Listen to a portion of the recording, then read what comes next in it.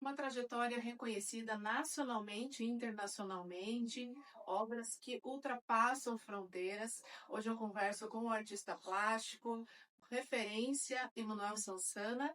Estamos aqui no acervo de Ponta Grossa para essa entrevista exclusiva. Tudo bem? Tudo bem, Mila. Prazer estar aqui conversando com você. Imagina, o prazer é meu. Uma honra poder estar conversando com você, falando um pouco da tua trajetória, da tua carreira, da tua experiência, da tua vivência, né, nesse universo da arte que é tão enriquecedor. Mas já para a gente iniciar assim, que momento que deu aquele clique em você, assim, a arte é a minha paixão, vai ser a minha carreira? Eu me entendo como artista desde criança, porque os presentes que eu mais gostava de ganhar era giz de cera, lápis de cor, massinha de modelar.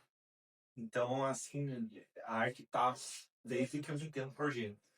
Só que quando chegou na adolescência, eu parei com a questão do desenho, que fazia muito desenho de personagem, vivia vendo telas, inclusive do Horst Schnepper, aqui da cidade, eu admirava, desde pequenininho, admirava como que ele conseguia transmitir a sensação de luz na tinta, sabe? Eu achava, pensava que um dia eu podia conseguir chegar a fazer isso, mas nunca foi possível com lápis de cor nem com giz de cera. Então, assim, chegou a adolescência, eu parei no desenho e comecei a trabalhar com música. Aprendi a tocar violão, tocar guitarra, aprendi a cantar, compor. A veia artística é super aflorada. Não, de alguma forma eu tinha que criar alguma coisa.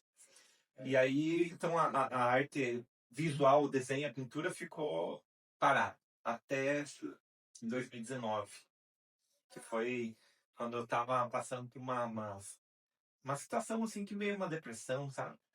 E aí, por incentivo do meu pai e da minha mãe mesmo, eles falaram: por que você não vai comprar o material, a tinta, a tela, e volta a pintar? Vai ser uma terapia, vai ser bom para você, será bom. Investir nesse tempo. É.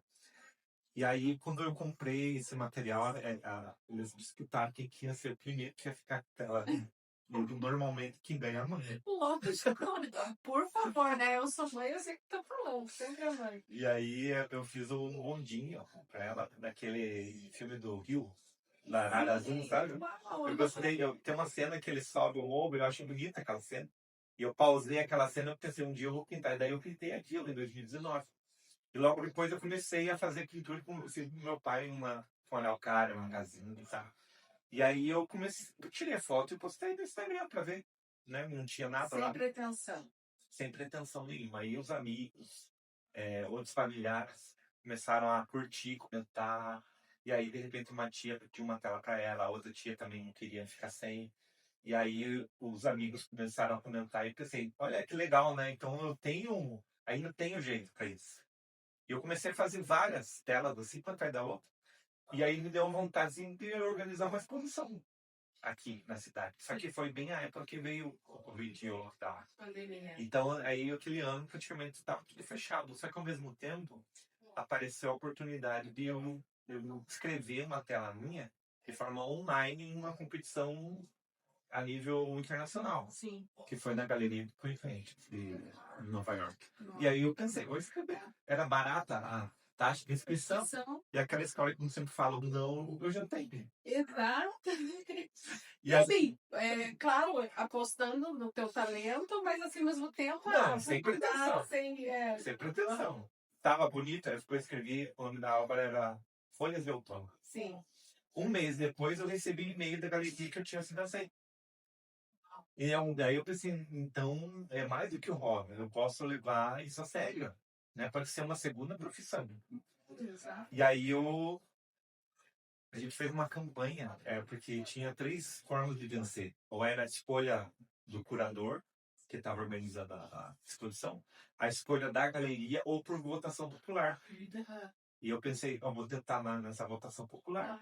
E comecei a fazer campanha no Facebook, na rede social. Na época até o prefeito, na época era o Marcelo Rangel. Ele ajudou A divulgar, divulgar a informação, votação. e a gente conseguiu uma votação expressiva que foi, até que eu vi hoje, a maior votação da galeria, sabe? E eu consegui ganhar o primeiro prêmio em 2019, 2020, aliás. E você esperava que, você falou, sem pretensão, mas apostando, lógico, no teu talento, na tua técnica, mas você esperava Em pouco tempo, a gente pode falar em pouco tempo, apesar de com certeza ter muitos desafios, muitas dúvidas na carreira, mas em pouco tempo ter tantos prêmios e ser reconhecido, ser destaque em várias vertentes da arte mesmo, você esperava isso hoje? Não, foi uma coisa assim inesperada, né? Embora eu acredito no talento, a gente fica sempre com aquela questão que chama síndrome do impostor, né? Que você faz, mas você pensa, mas será? Será que eu sou artista mesmo? Será que é bom assim? E é uma coisa que é difícil pra gente, quando você põe uma obra para ser avaliada pelo público, ou avaliado por um curador, ou avaliado por uma comissão, né, de curadoria, a gente, como artista, a gente meio que confunde quando a obra da gente é rejeitada, a gente se sente rejeitado, porque uma dela é como se fosse um pedaço da gente, né? Uma parte da alma da gente, como se fosse um filho mesmo, né? Sim, sim. E isso a gente acaba confundindo e às vezes uma rejeição em algum lugar leva a gente, às vezes, muitos artistas a desistir completamente. Então, portas se fecharam na cidade, às vezes não foi no caso do meu caso, foi no caso do lockdown. Já aconteceu de ter obras minhas rejeitadas, inclusive aqui na cidade mesmo, em outras competições. Mas eu acredito Mas que é normal. eu acho que o artista tem que estar preparado para que isso possa acontecer. Então, aí é que tá a questão de você conseguir separar. É difícil. É difícil. E assim, seria um dos desafios essa questão de tirar o artista com o pessoal, tentar não vincular. Mas assim, que desafios que você vê hoje como para quem está iniciando, por exemplo? Eu acho que o maior desafio para quem está iniciando é essa questão que a arte hoje ela é uma coisa meio doida, né? Porque você tem um corpo de curadoria que vai ter uma forma de avaliar o trabalho completamente diferente de outros. Eu tenho uma tela que ficou em segundo lugar numa exposição na República Tcheca e a mesma arte não foi aprovada aqui no Brasil. Você fica assim, meu Deus, mas que doideira é essa? Então, eu acho que essa é um desafio, porque a arte não é uma coisa absoluta que você pensa assim, eu gosto muito da beleza, da harmonia, das cores. Mas não são todos os curadores que estão em busca disso. Às vezes estão procurando uma expressão diferente, né? Às vezes ele vai ter um viés mais pop abstrato, às vezes ele vai ter um viés mais experimental. E eu acho que o maior desafio para o artista que começa hoje é ele encontrar a própria voz no meio disso. Sim. Ele ter o próprio estilo e não ficar sendo jogado de um lado para o outro, tentando agradar aquele público, porque aquele público não vai ser o mesmo que vai se agradar da arte dele. Né? São vários nichos, né? A Bienal de São Paulo tem um viés, as galerias de Curitiba tem outro viés completamente diferente. E assim, né, falando do Brasil, também outros países, são culturas diferentes, experiências diferentes. Sim, né? sim. E desde que o Duchamp colocou aquele mictório em exposição, a arte virou de cabeça para baixo. Que muita gente não compreende isso, né? Você trouxe duas obras, né? Uma até você comentou, meu filho aqui, né? Minha filha. Conta um pouco para nós sobre essas obras que você trouxe. Então, essas duas obras que eu trouxe, essa do de cá é o Descanso do Sol. Essa foi premiada, é uma das premiações mais recentes que eu tenho internacional. Foi em 2022. E a história dela é justamente o nome. Eu quero fazer essa brincadeira de que o sol, a gente sabe que o sol não descansa, mas poeticamente a gente fala pôr do sol, né? O sol se põe, ele foi descansar. Na ideia de que na nossa vida, na correria, a gente também precisa ter o nosso descanso. Eu acredito que essa obra ela ganhou esse prêmio não só pela questão estética dela, mas também por causa da narrativa que eu trouxe. A explicação, o conceito dela. O conceito dela, exatamente. E a do lado de cá é a Luna. Luna. É uma experiência que eu tenho feito recentemente com massa acrílica, com areia. E fazer algo um pouco mais tátil. Né? Sensorial. Sensorial, exatamente. Os artistas têm buscado muito essa questão sensorial, né? Trazer além do visual.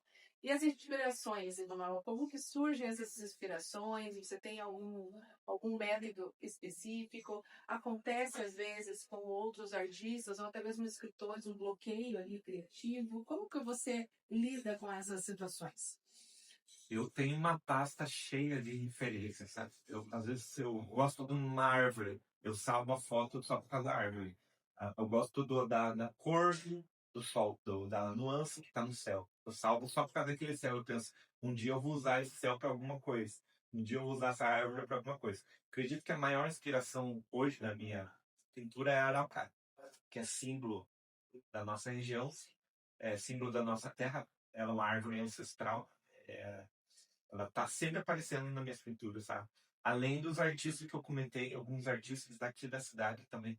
Eu acredito que o Paraná, em si, ele, embora não seja muito conhecido no Brasil como berço de arte, ele é berço do impressionismo no Brasil. Se a gente parar para pensar, muitos artistas paranaenses já traziam essa narrativa, colocando as paisagens, os campos, as araucárias, só que a forma como eu tento colocar a araucária é mais como se ela fosse um símbolo, não apenas um cenário, mas um símbolo.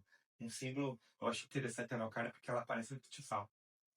Ela é uma árvore vertical, né? Então tem tudo a ver com a minha forma de viver também. Eu sou pastor e sou artista, então eu gosto de colocar algo que lembra a transcendência, de alguma forma nos conecta ao divino de alguma forma. Olha, eu não sabia. Eu acho assim que a araucária ela tem tudo a ver, porque tem o castiçal, o candelabro, quando a gente lê na Sim. Bíblia, tem várias referências, especialmente no Apocalipse, que representa a perfeição de Deus, né?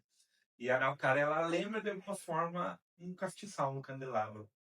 E eu gosto de fazer ela sempre imponente nas minhas obras, como se fosse um símbolo, um arquétipo. Uma ligação entre o do chão e o céu, entre a terra e o espiritual. Eu acho que essa é a grande inspiração, né? E bloqueio criativo, na verdade, não tenho problema de bloqueio criativo. Eu tenho mais problema de, às vezes, ter muita ideia e não sei por qual. Bom, pode chamar Não. bloqueio criativo também. Também pode ser. E não saber para onde Onde que eu vou? extravasar. Qual que eu vou começar primeiro? Porque tem muitas ideias. Aham. E quando eu começo uma obra como essa, do Descanso do Sol, às vezes ela demora muito tempo. E eu já tô querendo terminar ela para começar outra já. Aí tem que dar uma controlada na ansiedade ali para focar no que precisa. E aí eu faço as pequenininhas. Sim. Por falar em pequenininha, eu trouxe uma de presente pra você. Pois é. Ansiosa, muito obrigada. E até falei para o Emanuel pelos bastidores, falei, não, eu vou abrir, quero abrir na hora da gravação, em tempo assim, como se fosse tempo real, né?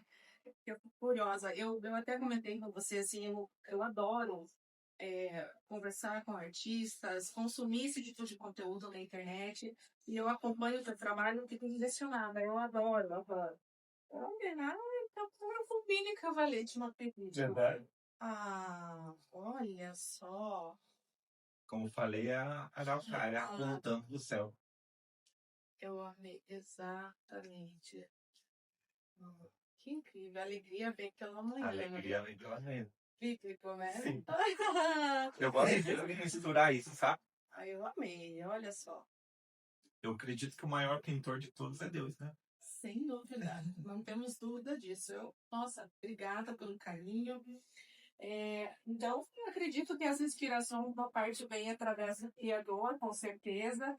E tem alguns nomes, referências para você na arte, que você fala assim, estudei sobre isso, e também são referência para mim, e logicamente busco inspirações no trabalho desse artista. Embora eu nunca tenha feito formação em artes, eu sou formado em administração e em teologia. Mas eu admiro muito o trabalho. O meu primeiro, vamos dizer assim, alvo que eu pensava que era ser um pintor parecido com ele, era o Roger Korfschneider, da cidade. Justamente pela questão da luz, sabe?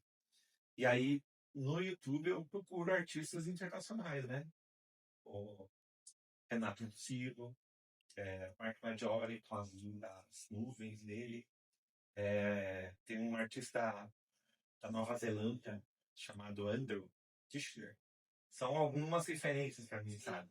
Porque ao mesmo tempo que eles fazem aquela pintura, tem alguns deles que deixam alguns vídeos no YouTube mostrando como que eles chegaram àquela técnica.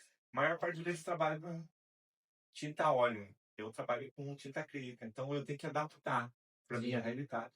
Como eu moro num apartamento, para mim é muito mais prático trabalhar com tinta acrílica, que seca rápido, que não tem tanto cheiro. E aí, assim como eu falei, eu gosto de terminar um já para começar outro. Parar. E me conta as novidades aí que vem por aí do Emanuel Sansana. O pessoal está conferindo aí o perfil do Instagram do Emanuel. Mas o que pode adiantar para a gente? O que está por vir aí? Quais são os objetivos aí para metade do ano em diante? Bom, eu tenho uma exposição que está em projeto ainda, que é como se você fizesse uma caminhada chegando à fenda da feira, sabe? É como se fosse várias etapas até chegar no ápice que seria a questão da fenda da feira e a luz entrando, sabe? Eu quero... Um projeto audacioso. É uma ideia assim, pelo menos umas 10 ou 12 telas que consiga transmitir essa ideia. Começa no mistério, névoa, e aí o caminho vai revelando até chegar nesse ápice dela.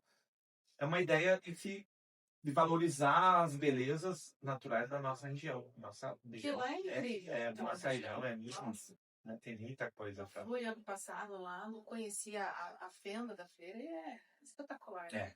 É. Uma experiência muito bacana. E assim, Emanuel por Emanuel, quem é? O que você diria para o Emanuel daqui 10 anos? Daqui 10 anos, o que você quer poder estar retratando, evidenciando? A ideia é sempre melhorar, né? Eu me vejo como artista.